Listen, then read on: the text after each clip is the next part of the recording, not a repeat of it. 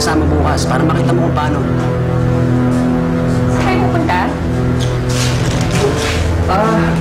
Dahil kung si Jimbo, kasama na ito sa mga yun. Sa restaurant mo, baka raw pwede akong masukang janitor o kaya nag-uupos ng tingin. Basta masali lang, parang hindi kaya pagbigat dito sa akin dalawa. Di ba, Jimbo? Oo. Tama. Itatanong ko din kay Papa kung may bakanting posisyon para sa'yo, Rachel. Naku, sa ganda mong yan, no? Posibleng hindi ka makatanggap ng trabaho. Salamat, Kaya, hindi na ako nilang gagawa ng paraan. Naku, Levi! Sa panahon ngayon, uso na mga babae katulad ko na madiskarte. Eh, yan nga si Jimbo, ako nagbigay ng racket niyan dun sa sabungan, eh. Oh, bakit? Ako naman nagpasok sa'yo kay Papa nga. Oo na, sige na. Sus! Alam mo, Levi, yung prinsipyo mo niyan, mamamatay kayo ng jowa mong nakadilat. Alam mo ba yun?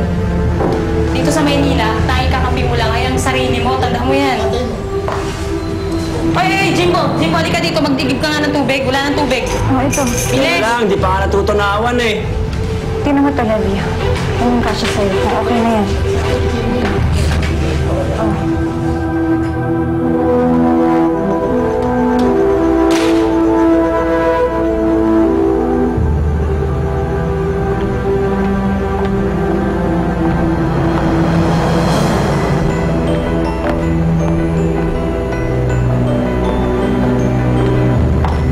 Jonathan? Kanina pa ako kayo nandyan. Galing kami ng daddy mo sa outreach and he wanted me to check you right away. It's time for your shot. Salamat ha. Ma, may balita na ho ba kay Levi? Wala pa. Don't worry about it. Masama sa'yo, nag-iisip masyado. Hindi niya naman sa akin maalis na mag-alala eh.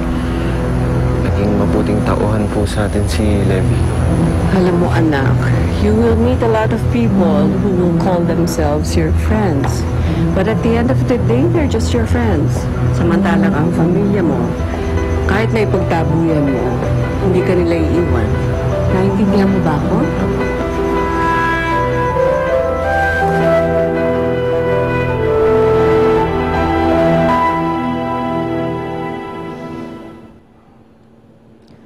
Hanggang ngayon ba, iniisip mo pa rin yung sinabi ni Leia? Ayoko lang naman yung pati ikaw mahihirapan eh. Levi, hindi naman kailangan patunayan yung sarili mo sa akin eh. Alam mo, sa sitwasyon natin ngayon, ang dapat magtulungan tayo. Pero hindi ka pa sanay dito sa Maynila. Alam mo naman, delikado dito eh. Delikado! Kahit naman sa San Felipe, hindi tayo ligtas ah. Alam mo, kaya kong tiisin ang lahat para lang sa pamilya ko. Para sa'yo.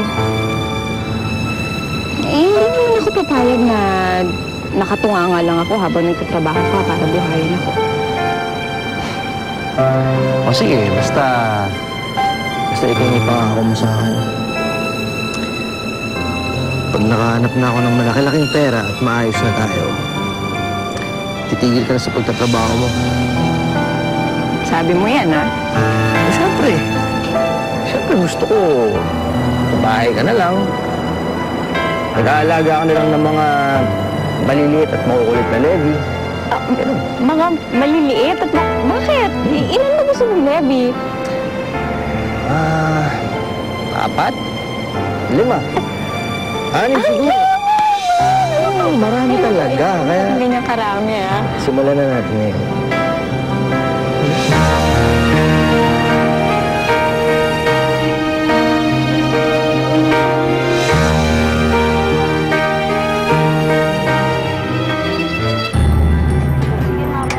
Wala na ba iba?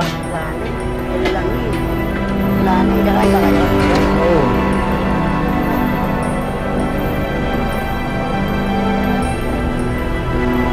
Uy, manang, alis dyan! Ang magasgasan mo eh, mas mahal pa sa buhay mo to. Boss, ano hanap niyo? Judes, babae o parking?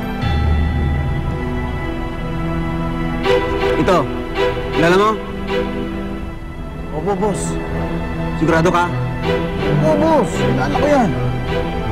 Teka, samahan mo ako.